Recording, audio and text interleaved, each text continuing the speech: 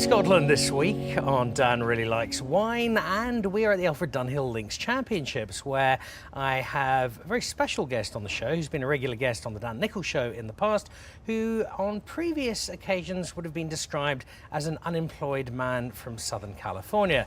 But that has changed quite dramatically because he's got his little band back together and they're taking the world by storm. When he's not playing bass and lighting up stadiums of tens of thousands, he's a very avid wine enthusiast, which makes him a perfect guest. He's also a great mate, Dave Farrell. Welcome. Hi, Dan. Yeah, thank you. It's always a lovely introduction that you give. So happy to be here with you. Great to have you on the back of, since the last time we caught up, the life of Dave Farrell has changed quite dramatically. You would spend most of your time over the last few years on an almost daily basis sending me messages of the golf course you were playing, the wine estate you were visiting, the island off the coast of Italy you were holidaying on. All of a sudden you've had to go back to work, and back to work with a vengeance. Back to work, yes, sir. We've been, this last year or so, it's been a lot of touring, a lot of great shows, and it's been a ton of fun. We took a good 7 years or so of time home, and then now, I'll tell you this, traveling 10 years later is a lot different than it was being younger. But we're having a great time with it, and happy to be here with you. Well, what's that experience been like, going back to a world that you did know so well, travelling the world and touring all the time, but now slightly different context, new lead singer, a little older across the band. Were there a few nerves when you got going as to how will this all play out? Yeah, I think there was a lot of nerves, and for a lot of different reasons. Obviously, whenever you do music, whenever you kind of come out with a newer thing, you're nervous about how that will be received. It's kind of like your own creative baby that you've been working on, and then you got to give it over to the world and see how they react to it. But this was that times 100 million. You know, it was a whole new setup of the band, a new look at what we were doing, a reintroduction, and you just have no guarantees of how that's going to go. Early on, Mike, Joe and I from the band, we kind of just made a decision that we wanted to see what we could do. Like when we started writing again, it wasn't even under the context of this is going to be Linkin Park. It was just under the context of let's get together, let's start writing, let's see if we like what we're doing and see where that goes. And we had some stops and starts even with that. You know, we'd get together, we'd write for a couple weeks, and then we'd kind of be like, okay, cool, that was great. But then we wouldn't see each other for 6 months. I think that was just because we had a long journey that we had to get through emotionally to get to a space where we're kind of like all committed and ready to do what it takes to, you know, see what the band's going to do and to play and release new music.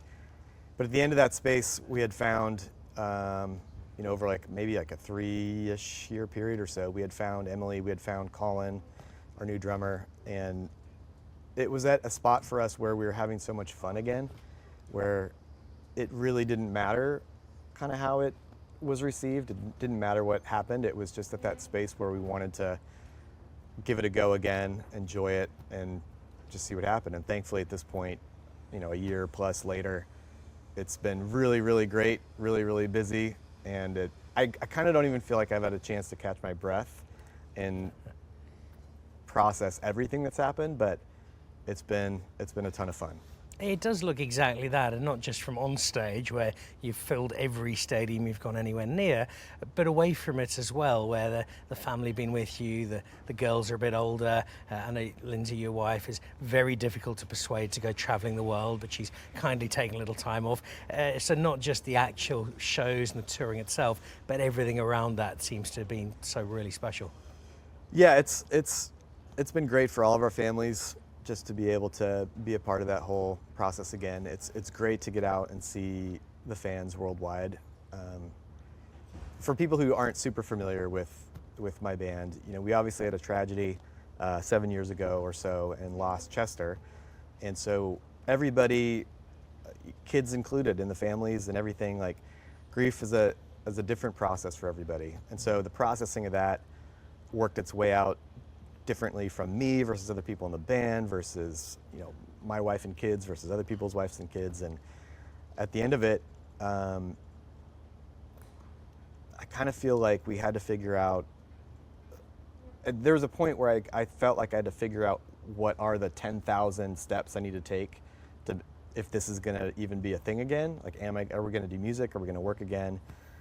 And it felt so daunting or overwhelming. And then at a certain place, I think all of us realized, well, let's just take one step and see where that goes and reevaluate, and then take a second step, and then so it's this series, you know, and that's with rebuilding the band, that's with the music, that's with dealing with the loss of Chester, that's all these different aspects. It was just kind of like, we got to figure out what we're going to do today, and then have that direct what we're going to do tomorrow. Yeah, so it's been a real interesting learning curve, and it's been, you know, to your point, my girls are growing up a ton. They hadn't seen us play or traveled since they were really little, so there's this new energy, and our backstage is now filled with teenagers, you know, all of our teenage kids, instead of, it used to be filled with, you know, 5-year-olds who would come out and watch one song and then go back and color, do crayons and whatever in the dressing room. Now it's like a whole different environment. So a new life, a ton of fun. You look really happy about it, which is great to see. It is a wine show, so as much as I just want to talk about music and the incredible band you have, I think there are some quite interesting parallels, and probably the initial one that comes to mind is you've had to reconstruct the band a little, and you were never going to there was never going to be another Chester, so you have to work on different ways. We love a red blend. We've had many of them together. It's not a dissimilar process. How do you get those different parts to come together? And it's not that the wine is necessarily better or worse. It's just what makes that particular wine work. And I think that's quite similar, I'd imagine, to when you are building a band back together, how you get those different parts together and make sure they blend perfectly. Dan Nickel, the master of the wine segue. I've been practicing that all night long. That's very great. Yeah, I don't know a ton about wines other than that I enjoy it, but yes, you've got to figure out, you know, people, and it's probably similar with wine. People with music experience the end product, but so often you don't see anything that goes into it behind the scenes in the years of process that gets to that. You just get to enjoy or not enjoy whatever's put in front of you. But yes, there's interpersonal dynamics, there's all different functions of how people work together, how people create together, how do you write music together, how do you travel together, like do you enjoy eating meals together, do your families get along? Like there's all different elements of the process that go behind the scenes in the work. And I'm sure similarly with wine, watch this, how does the Cabernet go with the Merlot grape of that season? How to do? Like a perfect drummer and vocalist coming together in one. That's right. We've spoken a number of times about your journey into wine, and you've been drinking and enjoying wine for a long time now. I think, if memory serves, was there one particular gig you guys had somewhere out in the East where you had there was a dinner and there was a great deal of wine, and that was one of the landmark discoveries of the joy of wine. Have I got that right? In the East? Didn't you have a band? You had a dinner after a gig. Was it Hong Kong? Was it Korea? This might be one of our wine-fueled dinners. I've got things completely wrong. What were some of the early wine experiences that put you on the road to enjoying wine as much as you do? I think for me, my initial, I'm a California guy. I'm in Southern California, so a little bit of a distance away from Napa region. But that was more like my entry into wine, was just being curious about, you know, the way my brain works, or the way I wanted to do it, is I was like, okay, we've been traveling a ton all around the world. I know there's these different great wines in all these different spaces that we've been to. That might be a fun thing to kind of like learn and figure out. And so I think I arrogantly thought, maybe I'll just figure out Napa first. Like, I'm just gonna tackle Napa because it's my like own hometown little area, and I'm gonna get really educated on that, and then I'll go from there. And as I cannonballed into Napa information, I realized pretty early, this is so overwhelming to try to learn what is going on and how it works. But it was a little bit of a dip my toe into that world and environment, enough to realize I am so far from being an expert and so far away from even having any mastery of wine, but I do enjoy learning about it. And then from there, kind of like doing trips to South Africa. We visited Stellenbosch, fell in love with that whole space, that whole country. Love that. My wife's a huge fan of the Chenin Blanc from there, and we got way into that and kind of just branched out to a whole bunch of fun stuff. So if I drop in on the Farrell's house, which I'm lucky enough to have done, and to discover a splendid wine collection, what is normally sitting at home? Lindsay's Chenin, certainly. What's the Dave selection? What takes pride of place for you? We don't have any particular mainstays. I think I really like to try a ton of different stuff, and getting the chance to travel as much as we do, it's always nice to be exposed to different wines that, obviously we can't even necessarily get in the U.S. where we're at. There's the standards, there's the standard Napa wines that are very accessible, that are good, big names, Silver Oaks, those kind of things. But like what you've sent so often to California is I think the most fun things, like experimenting with wines that normally wouldn't show up on our radar at our local wine or liquor stores, and which is something you can do back home even before you've gone out on tour. The discovery of wine in America, when I think back to time I spent over last year, in the past it would have been definitely California, possibly some New York State, something from around the Finger Lakes, some wine from Washington State, some Oregon Pinot Noir, and then wine dropped off a little in terms of what I was anticipating. Now there's wine being made in literally every state in America, with Texas of all places being the fastest growing wine area, and places like Virginia offering some of the most interesting wine. Do you get to explore a bit? Do you reach out and try some of the wine of Hawaii, or the great wine of Southern Carolina?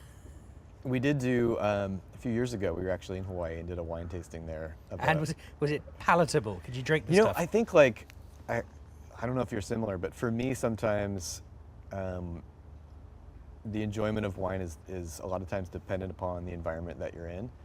And being in like a hotter, humid space, trying their heavy red wines was not what was it offset by being served in a coconut with a little umbrella? With a pineapple wedge stuck into it. The in a Riedel straw. Tropical range, which is a little lesser known. Yeah, we talked earlier about my affinity for drinking wine with a straw, preferably with some ice cubes and maybe some like floaty accoutrement. But yeah, it's fun to see the different things that are coming out now. And moving back a little bit too, I don't know if I ever told you, when you were at my house, I was specifically trying to serve you some of what I thought might be the most interesting or unique wines that were in my cellar. And so I'm happy to hear that you, at least for this purpose, expressed that you were It was a great selection. You gave me an absolutely fantastic array of wine, and I'm looking forward to coming to stay with you for several months on my next visit, so we can do this in. Well, give me advance notice, because I'll have to stock up to keep you impressed for the month's worth of wine. The American wine scene has never been more varied, more exciting, more diverse, and that's great. If you live over in America, you have the advantage of being everywhere around the world at the moment. When I saw the tour dates come out, I realized you probably weren't quite as important in the band as I'd previously thought, because I was expecting all of your tour venues to be Bordeaux, Burgundy, Tuscany, Stellenbosch, Rioja, and instead you're off to places like Omaha and Sao Paulo and Mexico City. But when you do get to head out, yes, you've got to play the crowds, and there's plenty of band time and media stuff and getting ready for shows. Are you able to slip away between shows for a day or two and let's go and find a little wine bar in Rio de Janeiro, or the chance to go and eat out at a restaurant in Bangkok and see what their wine list is like? Yeah, we've got a handful of serious foodies in the band, so they're to the point where some of them are in the Michelin stars. Some of them are too snobby even for that, and think like, oh, that's not a thing, like that's not what I. And so we end up being at a lot of dinners where it's a meal experience. I'm a guy who when the dinner gets over an hour, hour and a half, I start to get a little fidgety. I get antsy. So that's not just me when we have dinner No, together. Although that's about 30 that minutes. that is you. In that case, it's you. But no, we get an opportunity in a lot of different places to try some really cool, unique things. And yes, to your point, being a bass player in a band, I don't get to pick where we're going to go tour. I think that's a shock to most people, but I have input into it. I will say it's like a veto power, but I don't get to steer. None of us get to steer exactly where we're going to be. That's more the job of the fans and how they respond to, where we are the most wanted. Having said that, like, it would be great to do a wine and golf focused Linkin Park tour. That would be a ton of fun for at least one or two of us in the band. Well, if you need an assistant sommelier / director of golf, I think I'm available for that year. Very happy to join you. We've known each other now for closing on a decade, and the story of our first encounter has been well documented across the different Dan platforms of me mishearing and thinking you were the CEO of LinkedIn, as opposed to the big man at Linkin Park. But from, I think, that very first evening where we were in this very marquee, we've had many glasses of wine together. And I thought initially it'd be nice to have some Napa cab together, as we did together last year, as we have many times over the years. But I thought, well, it's a mutual friend who brought us together in Johan Rupert and the Alfred Dunhill Links Championships. So I've poured us some Pinot Noir. It's a very good breakfast wine, I find. Just starts the day on a light but warming note as the Scottish weather starts to rear its head. So I thought I'd get Linkin Park's bass player and director of wine to appraise.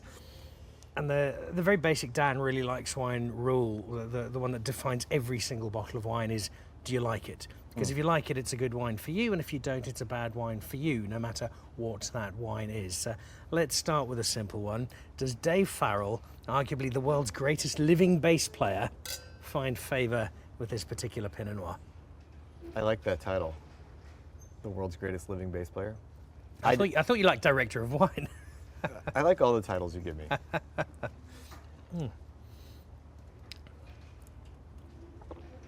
Yes, it's very nice. I could drink that very, very easily. I thought it was also nice to bring it out because if I look at the wine I've most enjoyed drinking out of America over the last couple of years, Pinot Noir's featured heavily. Often it's been Cabernet Sauvignon for something a little out of the ordinary, certainly for me, some Zinfandel. But the Pinot Noir, some of the Northern Californian Pinot Noir, the Oregon Pinot Noir, it's just really hard to ignore and not to love. It's, I think, a sign that there is just such good wine being made in America. And here's a South African one to rival it. Yeah, definitely. Cheers, David. Cheers. Well, let's get back to South Africa, because you have been to South Africa many times and we've enjoyed some time together in South Africa. I again go back to your touring schedule, where Stellenbosch does not feature along with Bordeaux or Burgundy, nor does a concert at Augusta or St Andrews or some of the other places I thought you might have influence in. You've spoken on so many occasions of your love for South Africa. You've taken the family out to visit, you've been on safari, you've been through the winelands. I know without doubt from a personal level you'd love to get back to South Africa, but from a band perspective, do you think there's a chance that we might see Linkin Park head back to South Africa? There's always a chance. I mean, everybody, I can speak for the entire band, that the opportunity that we've had to go down there and play was truly memorable and fantastic. So yeah, there's always a chance. There's nothing definitive in the schedule at this moment to get down there. I feel like I'm due to get back there and bring the family again. So if we can make that work out to actually also play some shows at the same time, then that would be a double win for me. You know, there's an open invitation and a couple of golf rounds in there as well. Is there a stage now, and you're certainly nowhere near coming towards the end of your career? We see 80 and 90-year-old rock stars wheeled out on a weekly basis and belting out greatest hits. So there's still a lot of runway for Linkin Park as a band, should you want it. But in terms of looking ahead to the next 5-10 years, the places you go to, I know the fans drive it and where you're likely to sell out another stadium, but as a band, is there a sense of adventure? Oh yeah, we've never actually played in Azerbaijan. We'd love to do that. Or we haven't had a concert in Egypt in front of the pyramids. That sounds amazing. Does that sort of element collectively appeal to you? Definitely. Yeah, there's always an excitement of playing in a place we haven't played before. At this stage, we've done a lot of touring over the last 20 plus years and been to a lot of great places, but even still there's spots that we haven't been. And so coming up early next year, we're going to be in India for the first time, which we're excited about. And that speaks to your great love of cricket, because that's a topic we discuss at length on many occasions. I've been around cricket enough to know that I don't understand it, and I don't know if I ever could. But I have tried. I've put in a serious effort to understand cricket, literally with a conversation at one point with somebody for over an hour, watching it, having them explain things, and I think I just need to at some point play. We need to go out and play some cricket for me to get it. We can make that happen. And then even still, no promises that I'll understand what's happening. But yes, it's so fun to play in a spot you haven't been, or we haven't been before, and that is something we try to do, is look at areas or things, places, and kind of like the opportunity to go there and play for people and for fans that haven't seen the band in a live setting it's a different animal. It's really special. And I know that this looking out for new and cool things to do is very much a part of the band identity, because there was a stage earlier this year where I got just under 300 messages from you in less than a week, because Dave, the soccer fan, football fan if you're watching and listening in South Africa, got to do what might be as cool a gig as you've done across your entire career. I don't know what you're talking about.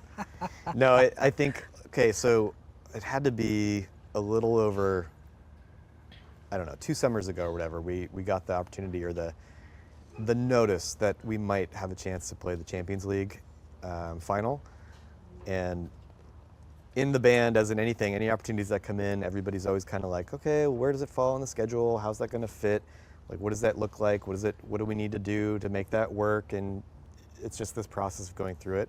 Very early on, I was just like, guys, we are doing this. We're doing this. Like, it doesn't matter what it takes. We're playing this, because if we don't, I'm gonna just die. And so give everybody very quickly just your football pedigree, because you are a mad keen soccer fan. You've got your team in LA. This is a real passion for you. Yeah, most people think Americans, especially because we call it soccer, don't understand or play football. Generally, that's kind of right, but a lot of people in the U.S. do play football, not American football I'm talking about. That's why we say soccer, is because any conversation, if you hear my accent say football, you won't know what I'm talking about. But then we say football, or then we say soccer and we get made fun of. So it's a catch-22. It's a lose-lose situation. For this, we'll stick with football. So I started playing when I was 5. I played all the way up until I was, way past my prime in my early 30s, playing on men's league teams. I've always loved the game.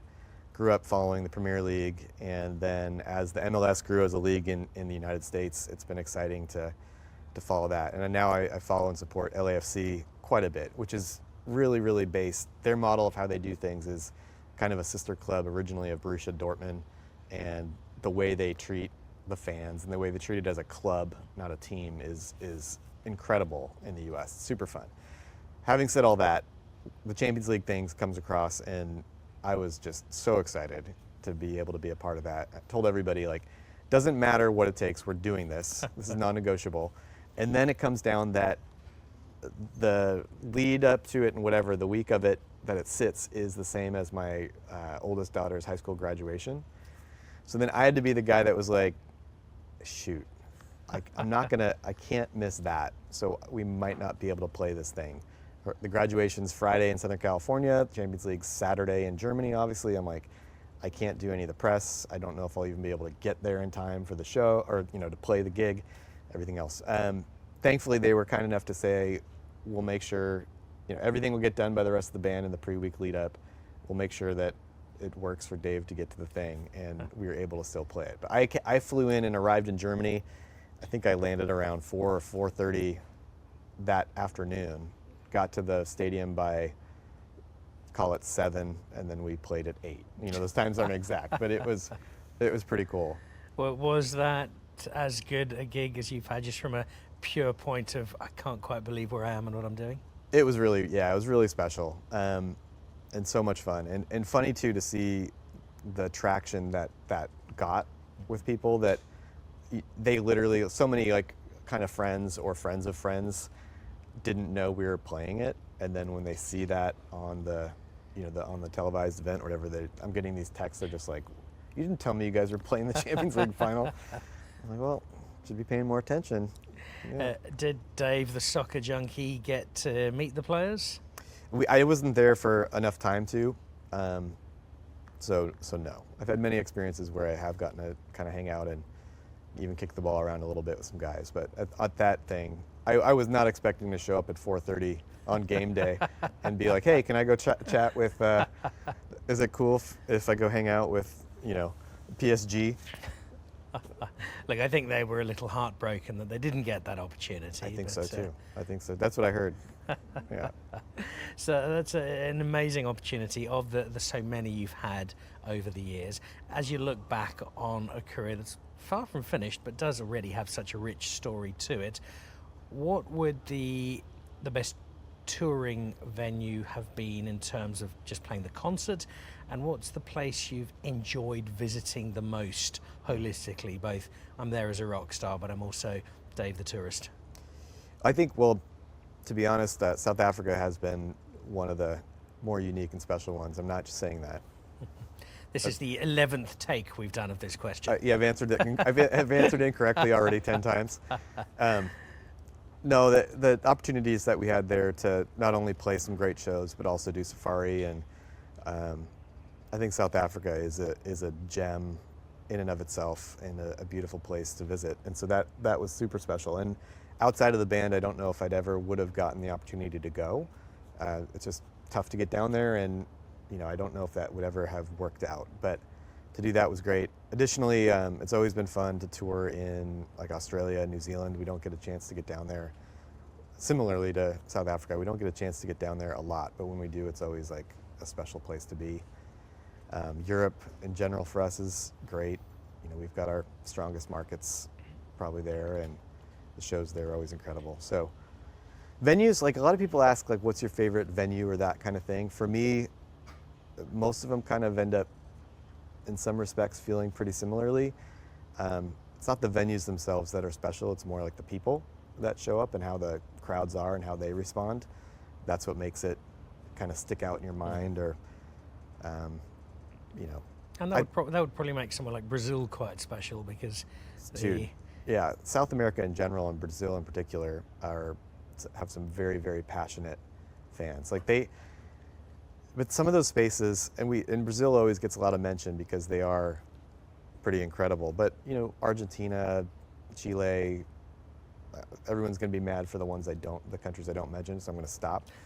But it's just like, to speak about Brazil, they don't do anything that they get into without passion.